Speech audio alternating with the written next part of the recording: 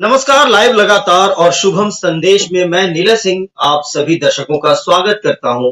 और अपने अखबार शुभम संदेश, जिसका कि लोकार्पण 1 जुलाई को हुआ था, रथ यात्रा के दिन, उसके बाद से ये आपके हाथों में है। हम आपकी सेवा में उपस्थित हैं और उसके बाद से हमने एक संगोष्ठी की श्रृंखला शुरू की थी। और उस श्रृंखला में हम अलग अलग क्षेत्र से, कभी पंचायत प्रतिनिधियों के साथ, कभी व्यवसायियों के साथ, तो कभी वकीलों के साथ, और आज हम बैठे हैं डॉक्टरों के साथ, चिकित्सा जगत जिन्हें की धरती का भगवान कहा जाता है। और अभी कोरोना काल में 2 साल लगातार तमाम डॉक्टरों ने, न सिर्फ रांची के या झारखंड के या भारत के, बल्कि पूरी दुनिया के डॉक्टरों ने जिस तरीके से लोगों की सेवा की, अपने आप को जोखिम में डालते हुए, अपने परिवार से दूर रहते हुए, तो उनके लिए एक सैल्यूट बनता है। और लाइव लगातार और शुभम संदेश इसी सैल्यूट के साथ अपने तमाम जितने भी यहाँ पे डॉक्टर्स हैं, हम उनका स्वागत करते हैं। हमने 2 साल में आप सबों का भी काम देखा है। और आज हम जो संगोष्ठी का हमारा जो विषय है वो है झारखंड को लेकर अलग अलग क्षेत्र के जो प्रतिनिधि हैं उनके सपने। तो आज हम बात करेंगे डॉक्टरों के सपने के, कि आखिर 22 साल झारखंड के गठन को हो गए, कितने सपने पूरे हुए, कितने सपने पूरे होने बाकी हैं, और जहां तक हमें पहुंचना चाहिए था, क्या हम वहां तक पहुंच पाए, और अगर नहीं पहुंच पाए तो उसमें क्या त्रुटियां रही। इस पर हम चर्चा करेंगे। हमारे साथ बहुत ही वरिष्ठ डॉक्टर्स यहाँ पे मौजूद हैं और कुछ युवा डॉक्टर भी है। मैं स्वागत करूंगा। चलिए, अंत में हमारे साथ डॉक्टर अनुज जुड़े हैं, थोड़ा विलंब से जुड़े। चलिए, देर हुई आने में, तुमको शुक्र है फिर भी आए।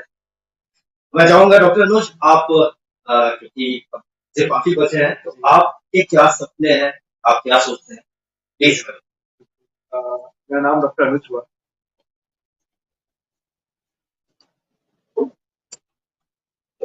मेरा नाम डॉक्टर अनुज हुआ और मैं एक मैग्निफिकेशन सर्जन यही मेडिका और पारस में। और पहले तो बहुत बहुत आभार लाइव लगातार का और शुभम संदेश का, जो आपने इस संगोष्ठी में हमें आमंत्रित किया।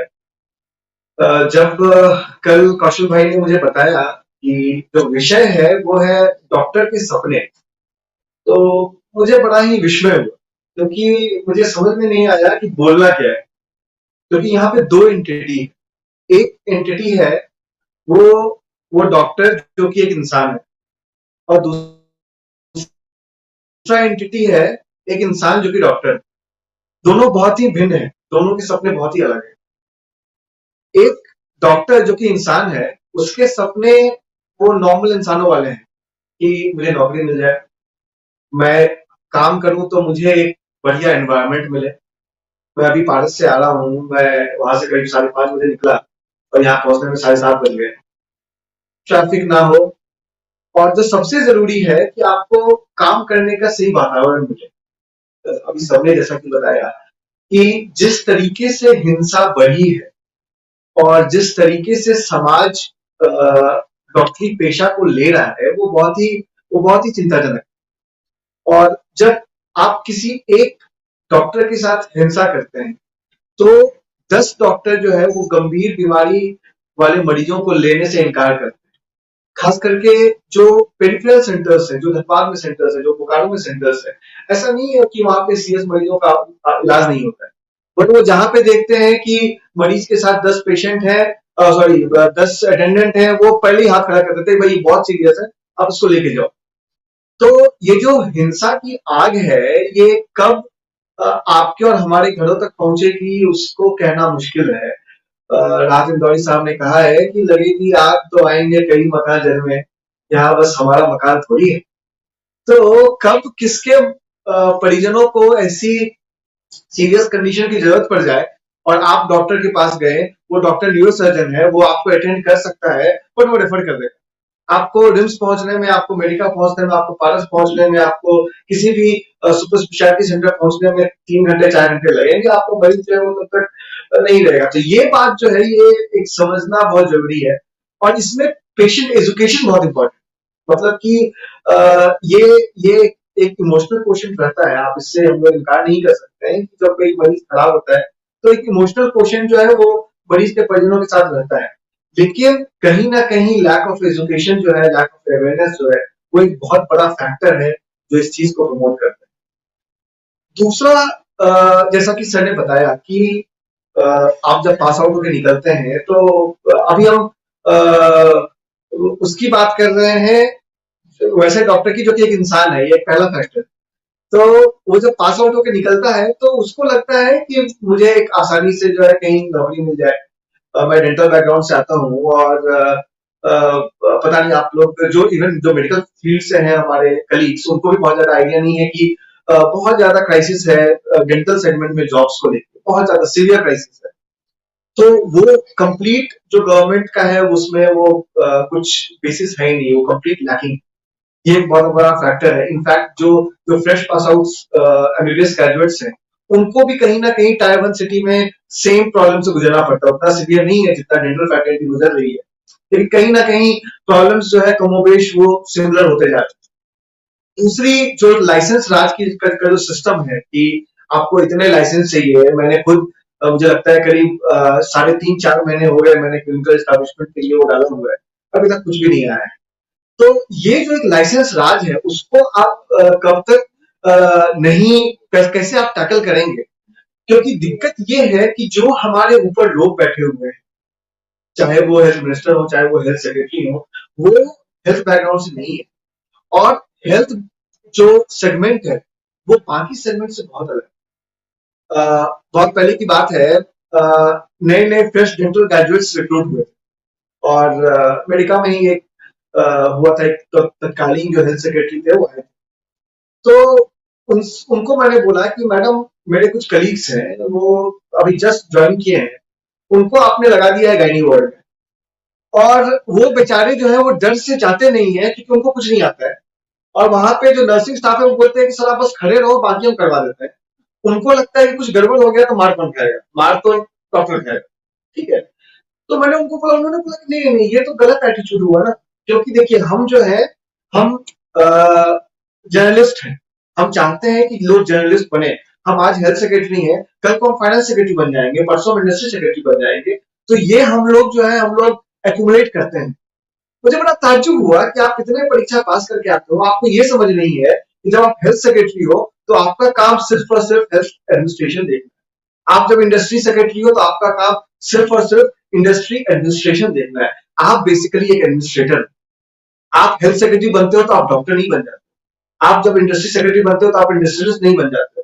आप जब एनिमल हस्बेंड्री में सचिव बनते हो तो आप एक वेटनरी डॉक्टर नहीं बन जाते हो। आपका काम सिर्फ एडमिनिस्ट्रेशन है, वो जनरलाइजेशन नहीं है। जर्नलिस्ट अलग चीज हुआ, ठीक है। तो और डॉक्टरी में आप वो नहीं एक्सपेक्ट कर सकते हो कि एक डेंटल ग्रेजुएट जो है वो गायनी वार्ड में चला जाए, एक एमएस ऑर्थोपेडिक जो है उसको आप न्यूरो में भेज दो। ऐसे हेल्थ साइंसेस काम नहीं करते। तो आप समझ सकते हैं जब सबसे ऊंचे तबके पे बैठे हुए लोगों की सोच ऐसी है तो क्यों नहीं नीचे वाले जो है वो सोचेंगे कि आपने तो पेशेंट को मार दिया, आपने किडनी निकाल दिया। कुछ दिन पहले हुआ था सैनफोर्ड में कि एक मरीज था, उसका उन्होंने एब्डोमिनल फ्लैप में बोन्स डाला तो उन्होंने हल्ला कर दिया, किडनी निकाल दिया। तो ये जो एक है ये एजुकेशन जो है ये बहुत जरूरी है। तीसरा जिसपे गवर्नमेंट को एक काम करना चाहिए वो है टेक्नोलॉजी। बेसिकली जैसे हम अगर झारखंड की बात करें तो बहुत सारे ऐसे प्रोसेस है जो कि नहीं होते, मशीनरी बहुत ज्यादा एक्सपेंसिव। तो जब तक कि आप जो जो फ्रेश पास आउट है जो पुराने डॉक्टर्स भी हैं, जब तक उनको आप इंसेंटिव नहीं दोगे, जैसे आप बाकी इंडस्ट्री सेटअप करने के लिए देते हो वैसे ही अगर आप नया टेक्नोलॉजी लाने के लिए अगर आप कुछ इंसेंटिव दोगे तो वो मुझे नहीं लगता कि बहुत ज्यादा मुश्किल है। अब जो दूसरा पहलू है कि वो इंसान जो कि एक डॉक्टर है उसके ख्वाब जो है वो बिल्कुल अलग है। डॉक्टरी एकमात्र पेशा है जहां पे हम चाहते हैं कि हमारी जिससे रोजी रोटी चल रही हो हम उसको एजुकेट करें। आपको कोई तंबाकू वाला नहीं मिलेगा जो कि तंबाकू की रेंज में बोलता हो, लेकिन आपको हर कोई डॉक्टर नहीं मिलेगा जो कि आपको बोलता हो तंबाकू खाना बहुत अच्छा है। चाहे कितना ही बड़ा ऑन्को सर्जन हो जिसकी पूरी रोजी रोटी जो है वो उसी पे चलती है कि कैंसर के मरीज आएंगे, लेकिन उसका भी ये सोच रहता है कि आप जो है आप इन चीजों से दूर रहो। आपको अगर आप ट्रैफिक नियमों का पालन करो, कोई न्यूरो सर्जन आपको नहीं मिलेगा जो कि आपको ये बोला रहेगा कि नहीं बहुत तेज में गाड़ी चलाओ। आप वकीलों की संगोष्ठी देखिए, वो करवाते हैं नो योर राइट्स। वो बोलते हैं कि आपका राइट ये है, कोई राइट हनन करता तो आप आओ मेरे पास, हम आपको न्याय दिलाएंगे, क्योंकि उनका रोजी रोटी उससे चलता है। हम एक बात है जो कि बोलते हैं कि नहीं नहीं आप हेलमेट लगा के चलो भाई, आप जो है तंबाकू नहीं खाओ, आप जो है अच्छा खाना खाओ। तो ये बहुत एक अलग चीज है, जो यही चीज है जो कि इस पेशे को अलग बनाती है, कि जिस चीज से हमारी रोजी रोटी चलती है, हम हम वो दर्द समझते हैं।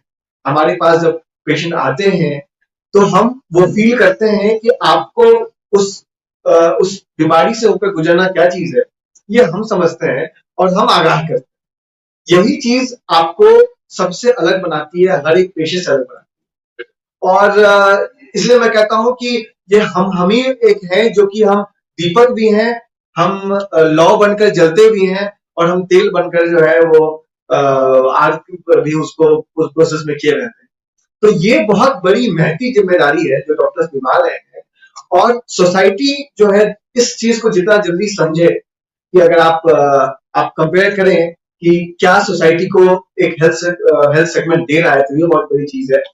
और निवेश साहू का कहना था, एक बड़े शायर हैं, उन्होंने कहा था कि जाओ कोई तारा वारा नहीं गिरता, हम ही छत से जुगनू फेंका करते थे। तो जुगनू भी हम ही हैं, और हमारा काम है कि हम जुगनू बनकर और जो अंधेरा व्याप्त है उसको दूर करने में महती भूमिका निभाएं।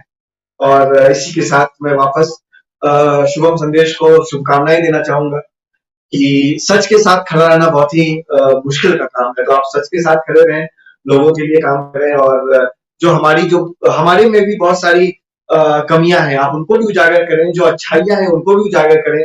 जब कोई मरीज आता है आपके पास कि सर हमारे साथ जो है ये नेग्लिजेंस हुआ है, तो आप हठात उस खबर को नहीं चलाएं। आप वो सबके, मुझे नहीं लगता कोई ऐसा मीडिया कर्मी होगा जिसके डॉक्टर दोस्त नहीं, तो आप उनसे राय लें कि भाई ऐसा ऐसा है, ऐसा होता है क्या, आप डॉक्टर से बात करें। तो सच के साथ खड़े रहें, सच के साथ डटे रहें, और धन्यवाद। जी, बहुत बहुत शुक्रिया आपका प्रनुज। अपने वाकई जो समस्याएं है, डॉक्टर के इंसान भी और इंसान एक डॉक्टर भी, दोनों के बीच का संबंध आपने बहुत बढ़िया बताया। साथ ही आपने लाइसेंस की बात की, टेक्नोलॉजी की बात की, वायलेंस की बात की, मेडिकल प्रोटेक्शन एक्ट की बात की, ये सारी बातें हैं। इस इंडस्ट्री में कई नई चीजें भी हमें भी जानने को मिली और बहुत सारी बातें सामने आई। हमारा उद्देश्य यही था कि क्या विचार है डॉक्टरों के, क्योंकि अभी डॉक्टर स्वाति ने भी कहा कि आफ्टर कोरोना जो मेंटालिटी है, जो मानसिकता है डॉक्टर्स के प्रति, वो काफी बदली है।